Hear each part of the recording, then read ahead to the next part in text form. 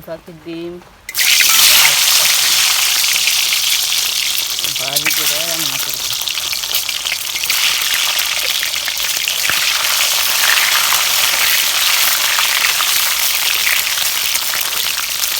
এই যে কোয়েল পাখির ডিম ভাজা শেষ, উঠাই ফেলাই।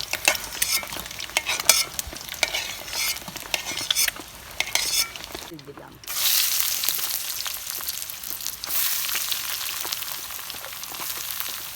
এই মরিচ দিলাম,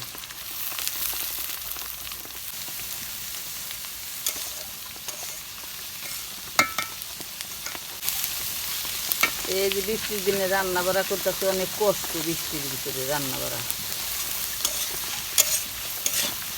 বৃষ্টিতে ভিজে রান্না করতেছে। এই আদা রসুন বাটা দিলাম, আদা রসুন বাটা দিলাম। তারপরে এই যে হলুদ দিলাম,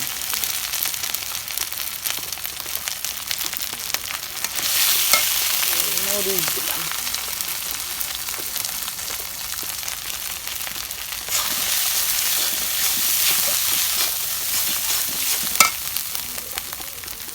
একটু পানি দিয়ে দিলাম।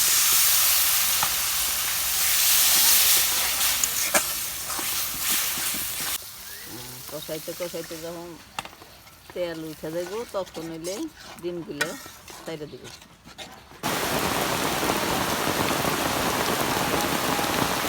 এখন কষাইছি, পানি দিব, দিয়ে নামাই ফেলাই দিব।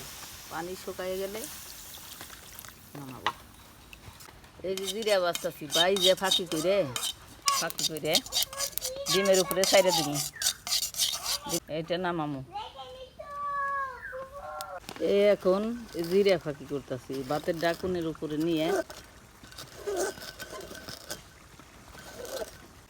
এখন এই ডিমের ভিতরে জিরার ফাঁকিতে সাইডে দিলাম, দিয়ে এখন নামাবো। নামাই একটু